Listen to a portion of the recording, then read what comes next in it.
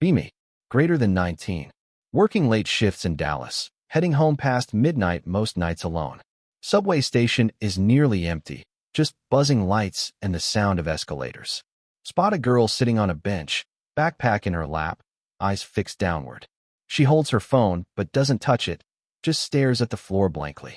I sit nearby, train delayed, silence stretching across the platform like a blanket. She suddenly glances up, asks softly, "Is it always this empty here?" I nod, answering with a half-smile, and she forces a quick, tired grin. Her voice is quiet but steady. "I just moved here. Dallas isn't what I imagined." Those words hit me harder than I expected, carrying loneliness I've felt myself before. In that moment, I realized we weren't just waiting for a train. We start talking, slow at first, then quicker as minutes drift into half an hour. She tells me her name is Claire, 17, new college student without friends yet. Every word carries tension, like she's exhausted from holding it all inside alone. When the train finally comes, we sit together, space closing faster than I noticed. She pulls a small notebook from her bag, flipping through pages nervously.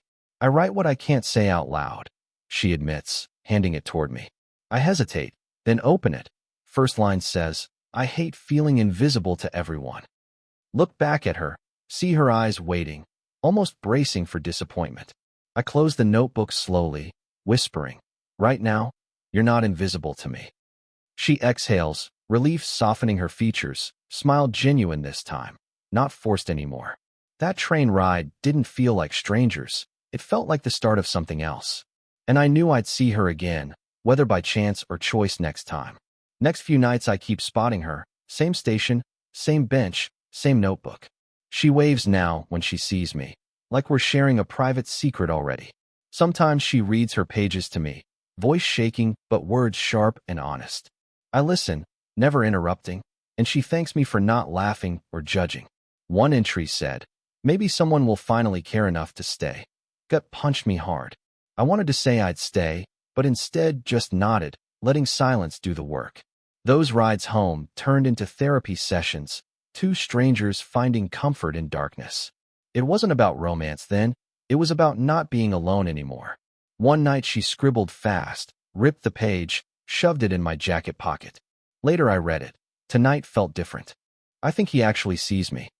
I folded it carefully, kept it safe, like proof that connection really mattered. From then on, I knew she trusted me with more than just words. One Friday night, train delayed again, platform buzzing with restless fluorescent lights. Claire sat beside me, closer than usual, shoulders brushing like it was intentional. She didn't pull out her phone or notebook, just leaned back and sighed heavy. "You know, you're the only one here who really listens," she whispered softly. I felt my throat tighten, unsure how to respond without scaring her away. Finally said, "Maybe because I know what it's like to feel invisible too."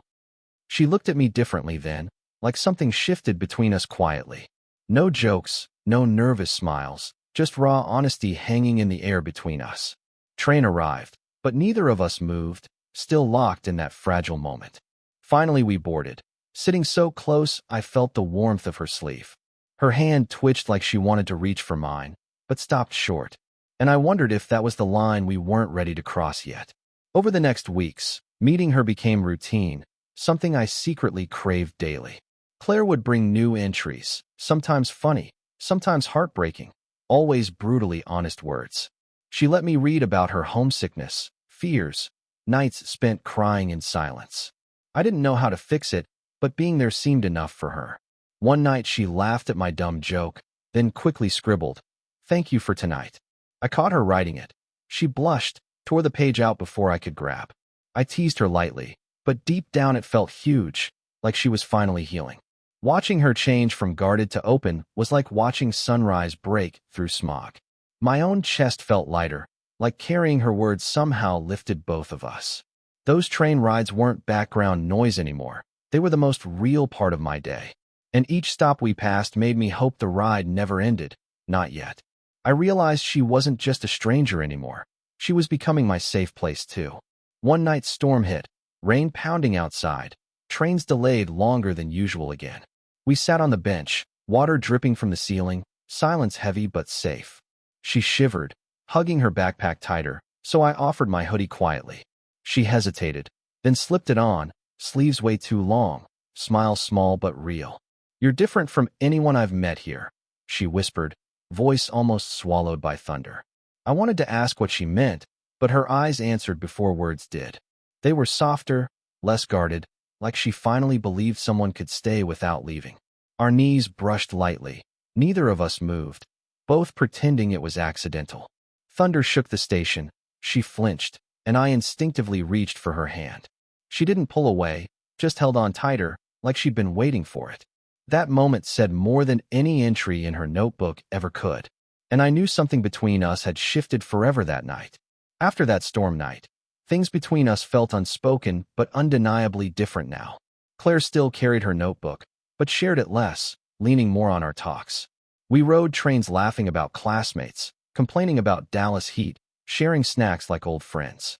But every small brush of her hand or look carried something heavier beneath the surface. I caught myself waiting for nights just to see her, forgetting sleep didn't matter anymore. One evening she wrote one sentence, handed it silently.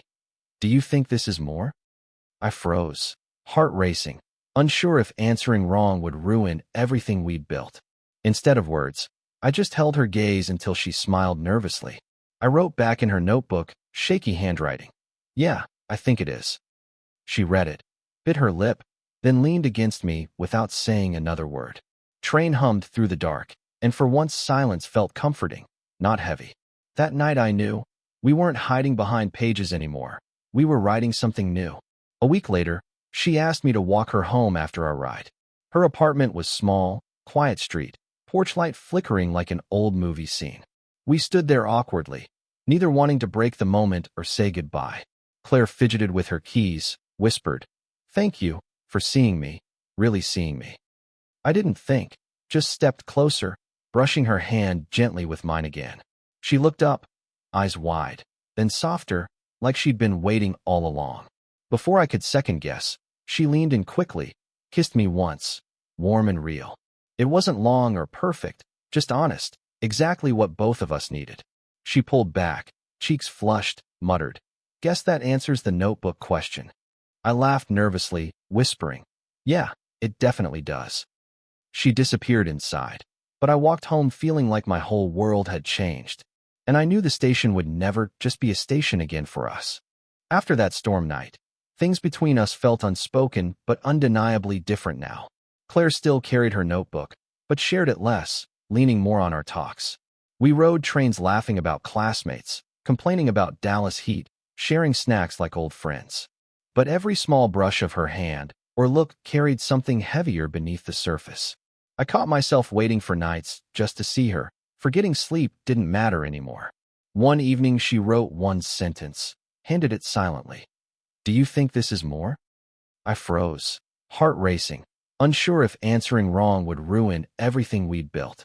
Instead of words, I just held her gaze until she smiled nervously. I wrote back in her notebook, shaky handwriting. "Yeah, I think it is."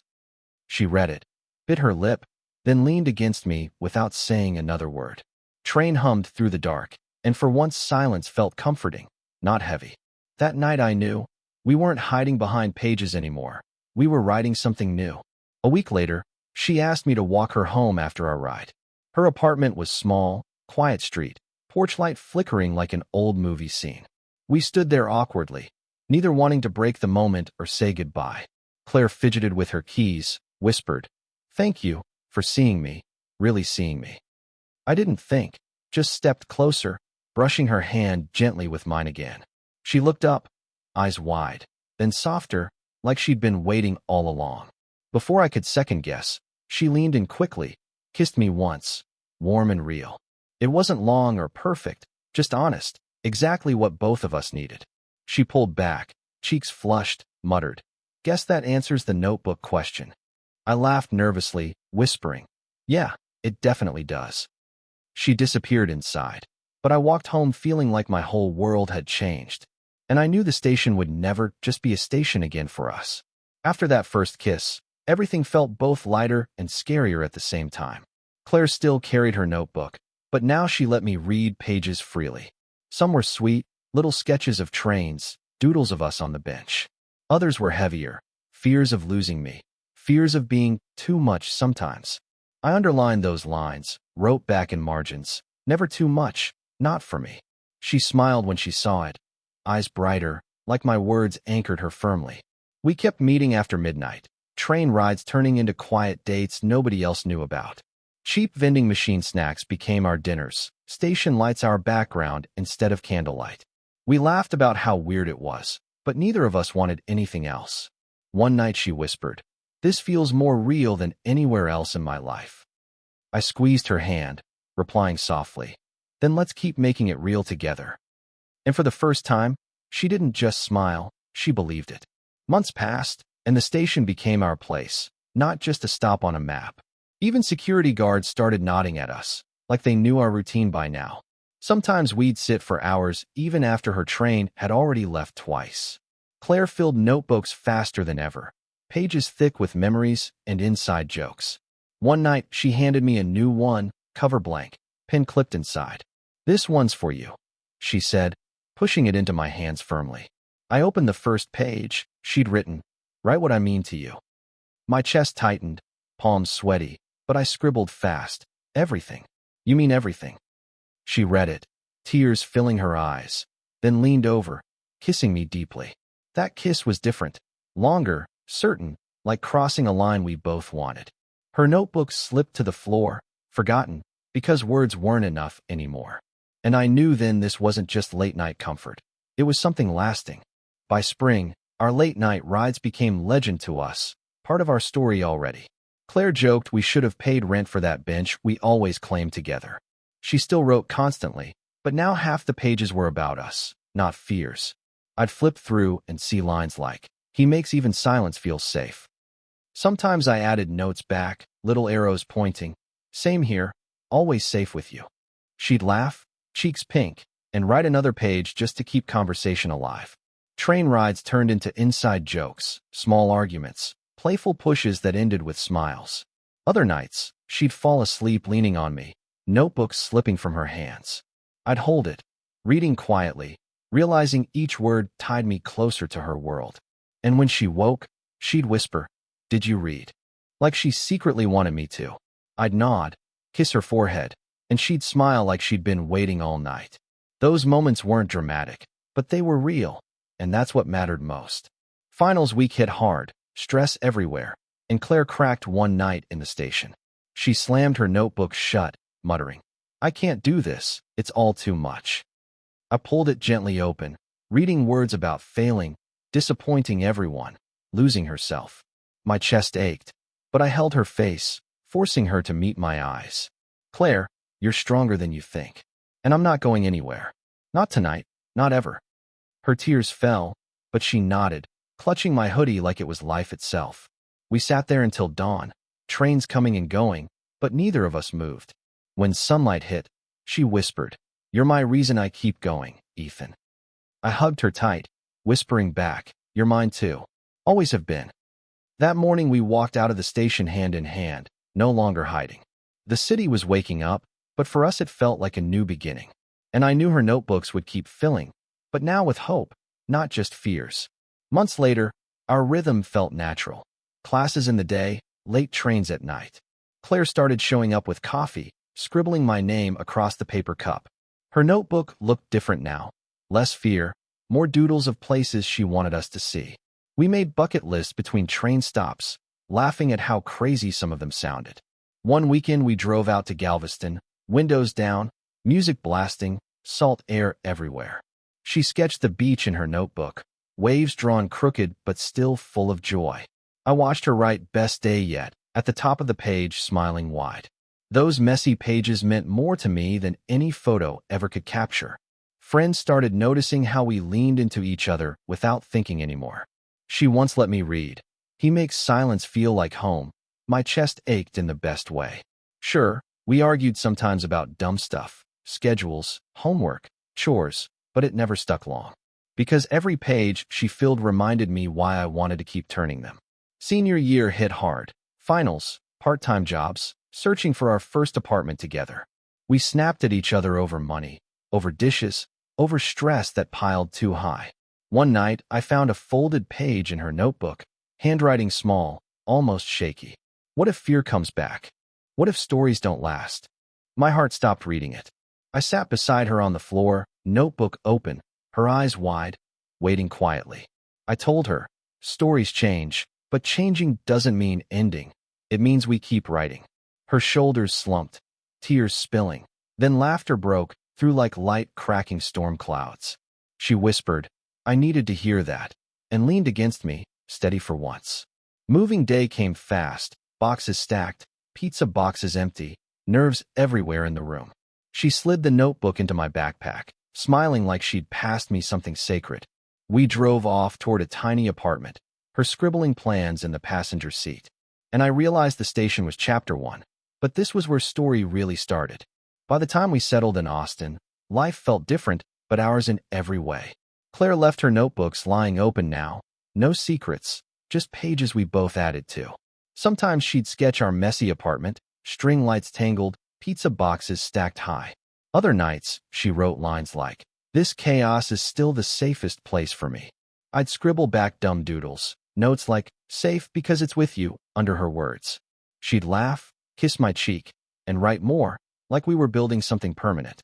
One night, she left 3 bold words across a whole page. Don't leave me. I grabbed a pen, wrote underneath, never will, and slid it back without hesitation. She stared at it, tears in her eyes, then kissed me like she meant forever. For the first time, I knew it wasn't just comfort anymore. It was love, clear and loud. Those notebooks weren't just hers now, they were maps of our life together. And every page promised that no matter what, we'd keep writing side by side. A year later, we're still in that tiny apartment, still scribbling in notebooks late at night. Claire sits at the table, pen in hand, hair tied up, music low in background. She reads me lines sometimes, then leans over mid-sentence to kiss me instead. We laugh about how it all began with one random midnight train in Dallas. She asks, do you regret reading that first page? And I shake my head instantly. No way. Those words gave me everything I didn't know I needed, I tell her.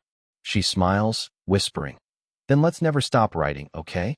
And I nod without thinking. Because real love isn't polished or perfect, it's messy, loud, quiet, and completely ours. Sometimes I still carry that first page she gave me, folded soft from time. It reminds me where we started and how far we've come together since then. So now I'll ask you, would you have read that notebook or walked away? Drop your thoughts in the comments. And don't forget to like and subscribe for more stories.